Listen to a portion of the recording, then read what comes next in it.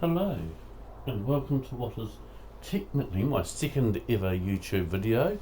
It's the first one that I'm planning on making public, as the first one really wasn't very good. So for anyone that watches this, it'll probably be the first video of mine they've ever seen. I'm not really into YouTube or into making videos, I just do farming for the fun of it, so don't expect this to be a regular thing, it'll be quite irregular. Now, just before this is going to be a map review of my farm, so a farm review as it were. But before I start, I just want to tell you how I got into Farming Simulator. Back in the days of FS13, I was playing car racing simulators on the PlayStation, getting quite seriously into this. And I saw FS13 on special on the PlayStation 3, so I thought, oh, I'll buy that just to muck around on when I don't feel like doing farming. And became so addicted to it, I ended up selling the PlayStation and my PlayStation setup in order to fund buying a PC so I could do Farming Simulator. Now I'm going to show you what I mean by getting into it quite seriously. If I go out of there and into here. So when I was doing the car racing, this here was the setup that I had. I built this myself out of timber, and this was back in about 2010, 2011 when I built this. So flat screen TVs at the time were very rare and very expensive, hence why I didn't have one. But that's the G25 steering wheel that I had in it, and that was my racing setup, and that's probably about 3/4 size. I've sold that, and for doing the farming, I now use this wheel here, which is actually an awful lot better than it has any right to be. It's called an Xbox 360 speed wheel. They stopped making it quite a long time ago, but when they announced they were going to stop making it, I bought a second one. So if mine ever gives up the ghost, I've got a second one still brand new in its packet that I can start using instead. So I do plan one day though to build a Fiat 11090 in the same sort of style as that Caterham, making it out of timber, for doing my Farming Simulator in. So now, show you around my dairy farm. So this is built on the BallySpring map, and I'll show you whereabouts. So it's down this bottom corner here, the dark red farm is where I farm. So I'll show you a wee bit about my farm first, and then do the tour for you. So this is a dairy farm, that's all it is. I do not grow crops on this farm at all at the moment. So I've got 6 paddocks that are all grass, which are these 6 that are showing as harvested at the moment. So those 6 paddocks there are used solely for growing grass, for silage and for hay. I buy in straw since I'm not growing any wheat or anything. I can't produce straw, so I buy it in. All these green paddocks here are all going to be all animal paddocks, and I'll show you around. 248 and 250 here. Technically I own, simply because when you go to buy 249 and 251, they come in packages with those, but I treat those as not mine, so I'm not farming those two there in any way whatsoever.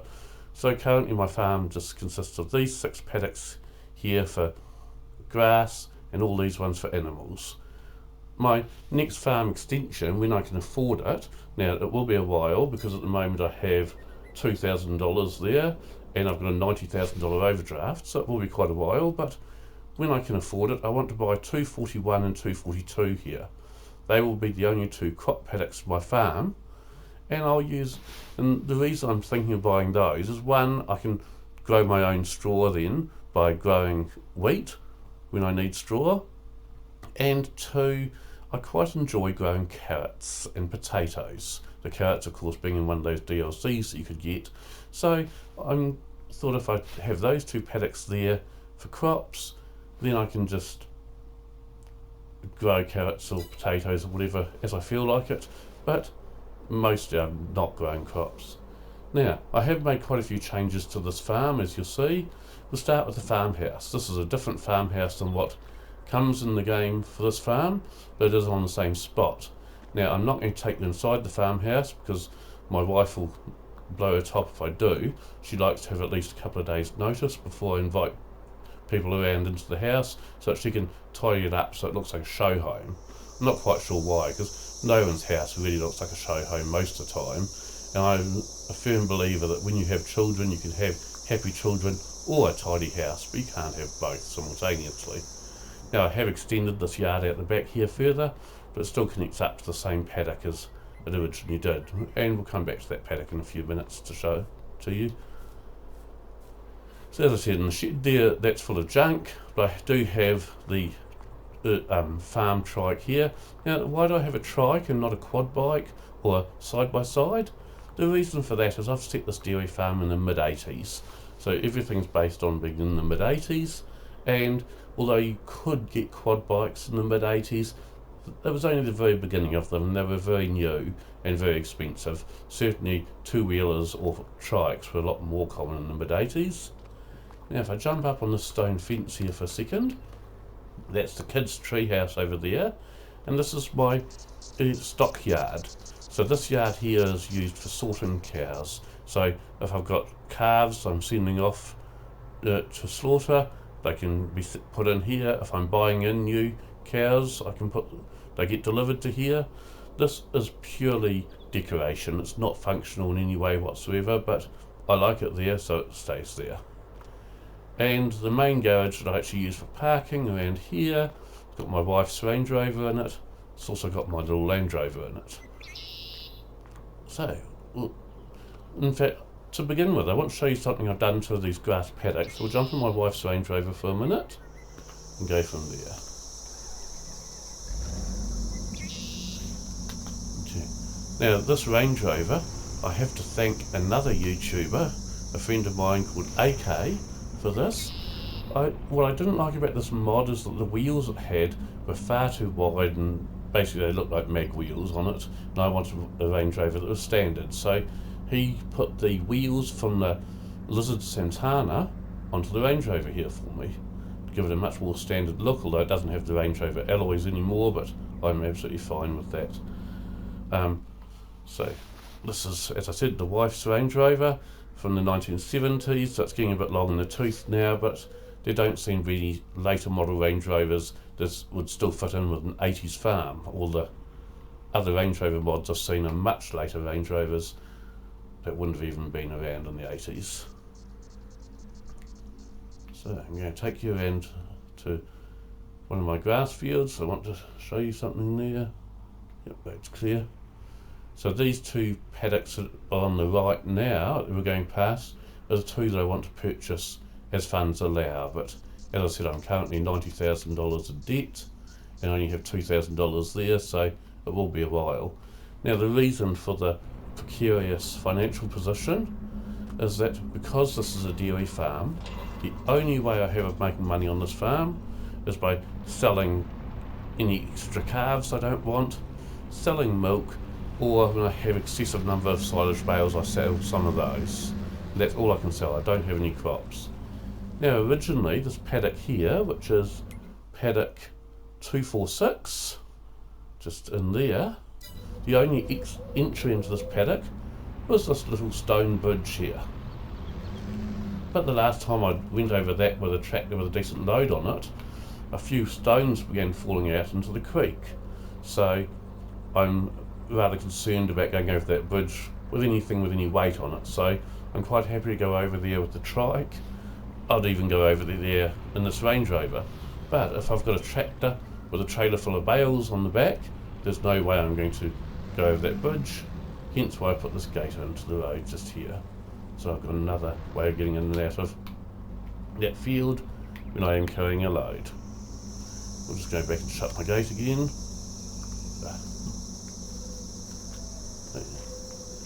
Then we'll be on our way.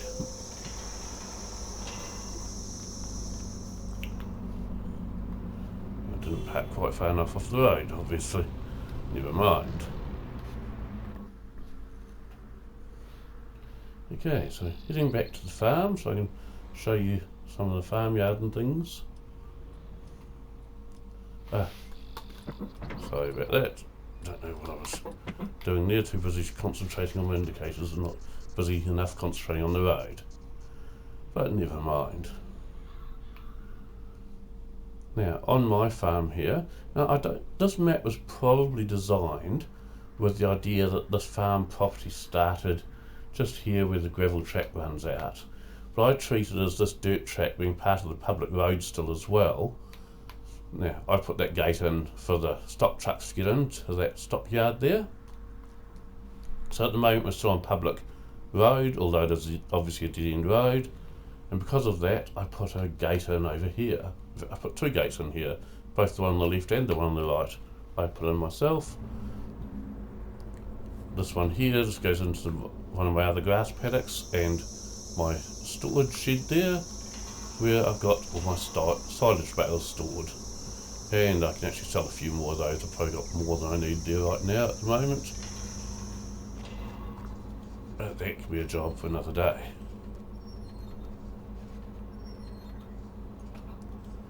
So this is the main gate into the main farmyard. So we'll just drive in there and I'll park the Range Rover here. Okay, so this is my main workshop area, and another old Land Rover there. This one's used more around the farm for like carrying bags of wheat for the chickens or bags of oats for the horses and things. Okay, and I have a dog here. There's the dog house, and I saw the dog around a minute ago. There it is over there. I also have chickens over here. Now, I don't have very many chickens. They don't make very much money from the eggs. It's not really worth having them, but the reason I have the dogs and the chickens is because I like to have some life in my farmyard. I like to have things moving around, animals and things. That's the sole reason for having them. Okay, so over here I've got a little International 986 that's made by Eire Agri Modding, and I really love that little mod. And I've also got another yard tractor over here, which is actually the same mod but changed the bonnet and the exhaust and things, but the cabin and everything else about the mod's exactly the same as the other one. So it's also Eire Agri Modding, and this is a David Brown version of it. They also do a John Deere version of the same tractor, which is available on the Mod Hub.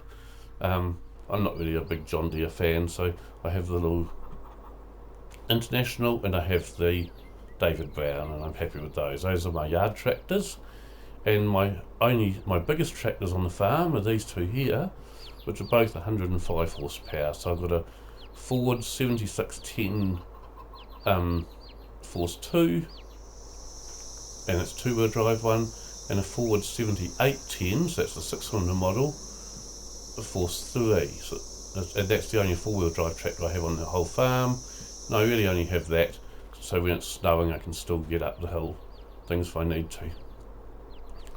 Well, I'll show you around the farm a wee bit. I'm just going to go and grab probably the trike for the paddocks, because that Range Rover has road tyres on it at the moment, and if I try and drive it in the paddocks I will almost certainly get stuck.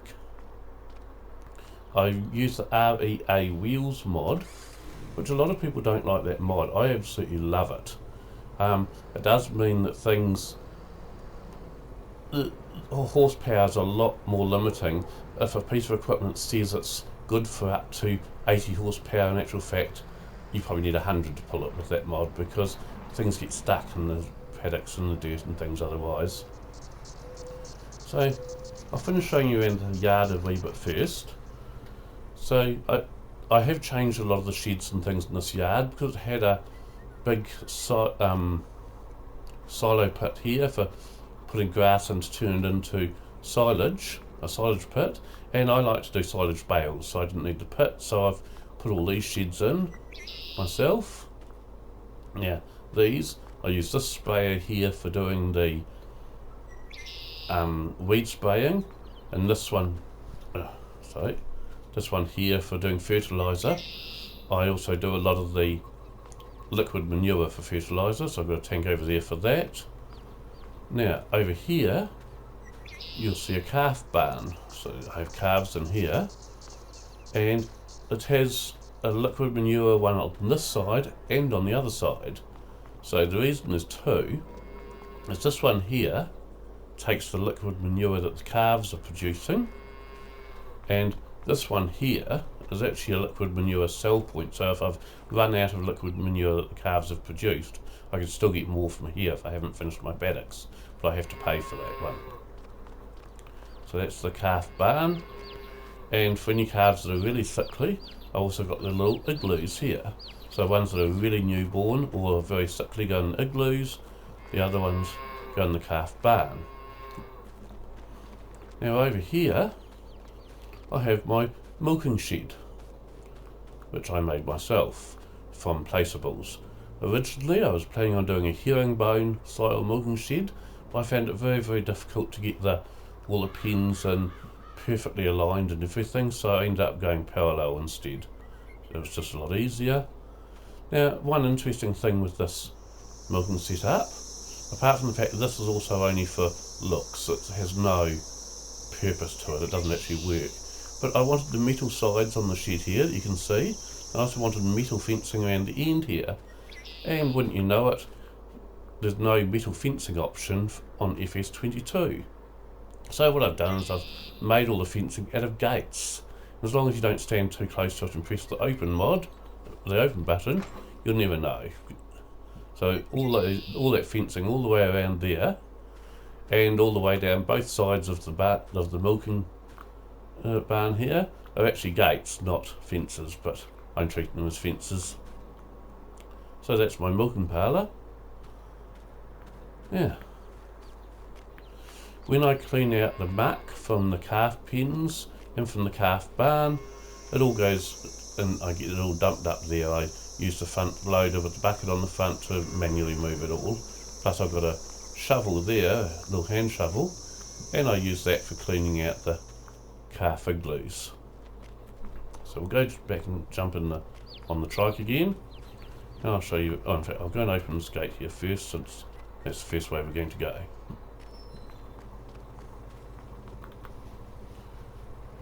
Okay. So this paddock here, in the original version of the map, is actually a sheep and goat paddock, but since I'm running a dairy farm, I've converted that. A second, and it's now. Why is that not showing up? Don't know why that's doing that. It shouldn't be doing that. Oh, anyway, this is a cow paddock now, and at the other end of the same cow paddock, if we run up the hill a bit, you'll see I've also got two horses and two ponies up here.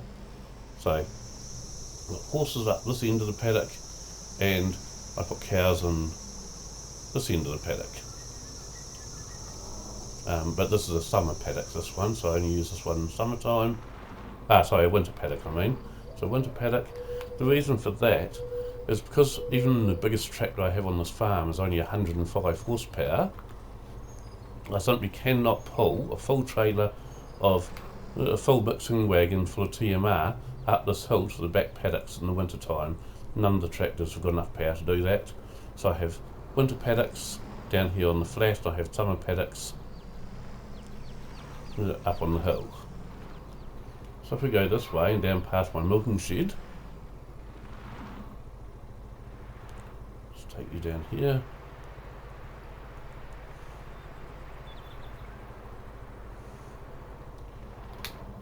And in here we have another winter paddock. I actually have 3 winter paddocks. So they're all empty at the moment since it is summertime. But here's the next cow paddock, as you can see. And now this, on the map, this is actually a very long, skinny paddock. So I put a hedge down in between and turned it into 2 paddocks. So here's the hedgerow with a gate in it, and this is the other half of the same paddock, which is turned into another winter paddock for cows. Just close that gate again. I get into the habit of closing the gates even though there's no cows in these ones at the moment. And this is the third and final winter paddock. So I put another gate in over here, and this takes out onto this little farm track.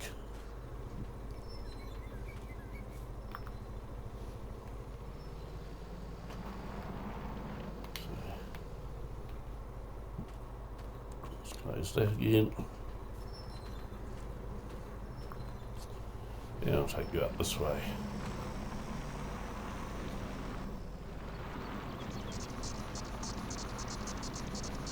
So I do really love this map. In fact, I'd have to say that this map and Fairhead are the best two maps for all of FS22 in my opinion. I probably like this one slightly better, but there's really not much in it. And this is first paddock of cows that I've actually got cows in it at the moment. Okay, and then the reason I wanted to take you up here was to show you something else. Now, bearing in mind that I'm not a farmer in real life, I've never ever lived on a dairy farm in my life, so everything I know I've either learnt from YouTube videos or I've learnt from Googling. I have here a bull paddock with 2 bulls in it.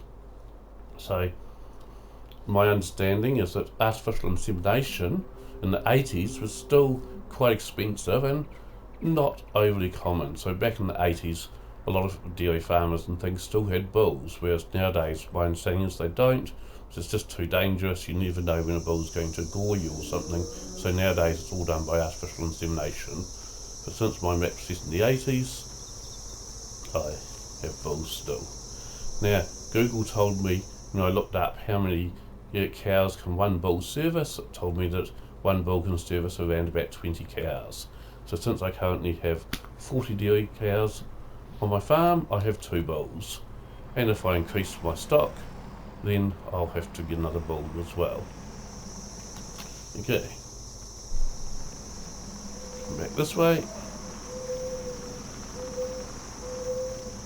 Now another interesting thing is one of the tractors that I use occasionally on this farm, I don't own it, but I rent it sometimes, is the 40 series Ford 2-wheel drive, because I really like that mod.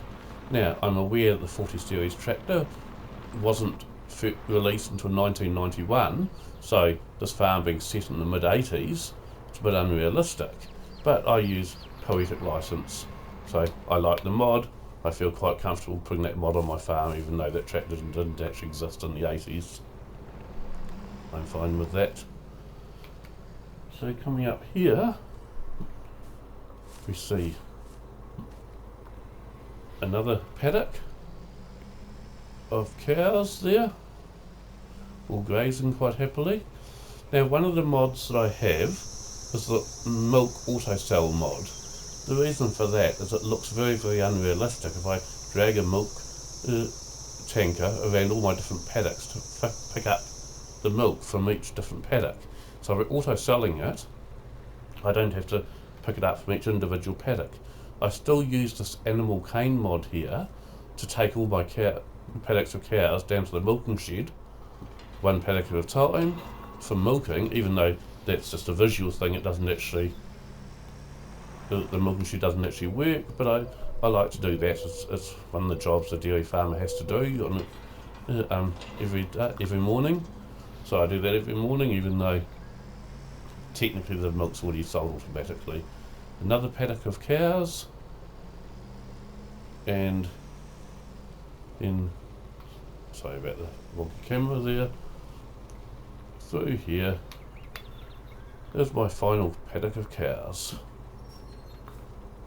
But as you can see, so it's up to these last 2 paddocks here that I just cannot get a tractor in the winter time, especially if it's snowing, because none of my tractors have enough power to pull a full mixing wagon up to these 2 paddocks, and that's why these 2 paddocks, this one and this one, get moved down into those lower paddocks for the winter months, and then just walk back up here in the summer months. It's also, I think, probably a bit more realistic having paddocks that empty sometimes to let the grass grow, and moving, so I don't have cows in every single paddock that I have with troughs and things in it.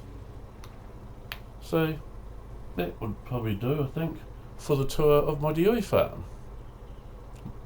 I hope you enjoyed it. Thank you very much. Bye.